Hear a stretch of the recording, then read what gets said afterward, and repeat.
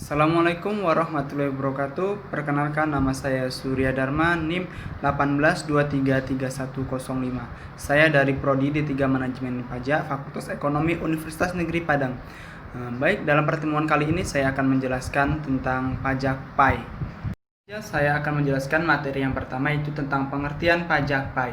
Pajak PAI adalah sistem manajemen kas atau aplikasi online pajak yang bermanfaat atau berguna untuk membayar pajak secara online hanya dengan mengeklik satu tombol atau mengeklik dengan satu kali klik kita sudah bisa melakukan manajemen pajak PAI tersebut.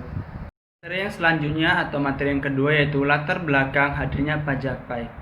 Latar belakang hadirnya pajak PAI atau alasan mengapa dimunculkannya pajak PAI adalah untuk membantu kelancaran dan meningkatkan kepatuhan pendapatan kas negara melalui sistem pembayaran pajak secara online. Aplikasi pajak PAI tersebut sudah eksis di awal tahun 2015. Pertama kali diluncurkannya aplikasi pajak PAI ini melalui Bank Sinarmat. Dari aplikasi yang telah diluncurkan oleh Bank Sinarmas ini memiliki nasabah lebih dari 500.000 nasabah. Selanjutnya atau materi yang ketiga yaitu tujuan dan manfaat pajak PAI. Tujuannya yaitu untuk mempermudah masyarakat dalam membayar pajaknya. Tidak perlu lagi masyarakat tersebut mengantri di kantor pajak. Dalam sistem pembayaran pajak ini tidak hanya bisa membayar pajak perseorangan, tetapi bisa juga digunakan untuk pembayaran pajak perusahaan atau pajak badan. Aplikasi ini memudahkan si pembayar pajak mulai dari menghitung, membayar, dan menyetorkan pajaknya. Jadi tidak perlu lagi dia menghitung pajak secara manual, tetapi dengan adanya aplikasi tersebut si wajib pajak dapat menghitung secara aplikasi melalui aplikasi pajak PAI tersebut.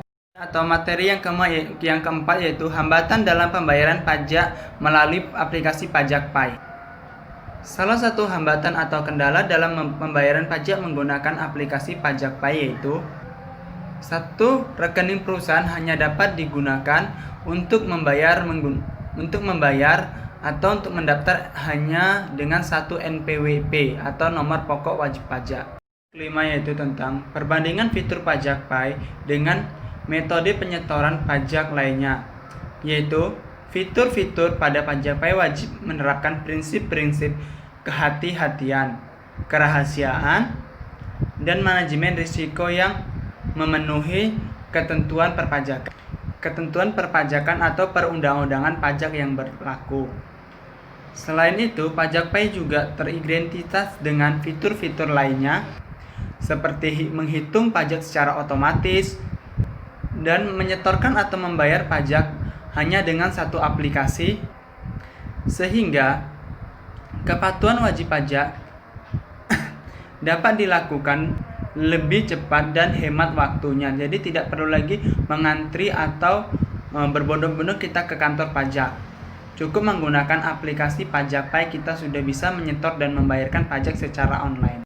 Selanjutnya atau materi yang keenam yaitu bentuk penerapan pajak PAI. Bentuk penerapan pajak PAI seperti yang kita ketahui yakni melalui aplikasi. Dengan diluncurkan aplikasi ini dapat memudahkan si wajib pajak dalam rangka melaporkan dan membayar pajaknya tersebut. Sehingga kita dapat mengelola pembayaran pajak hanya dengan satu platform aplikasi online, yaitu dengan menggunakan pajak PAI. Yang ketujuh atau materi yang yaitu tentang bentuk aplikasi pajak PAI. Salah satu bentuk aplikasi pajak PAI yaitu top up saldo pajak PAI atau top up atau isi ulang dompet digital online pajak melalui virtual account sebelum melakukan pembayaran atau setoran pajak secara online. Mungkin hanya itu materi yang dapat saya jelaskan tentang penerapan aplikasi pajak PAI. Banyak kurangnya saya mohon maaf. Saya akhiri, wabillahi taufiq wal hidayah. Wassalamualaikum warahmatullahi wabarakatuh.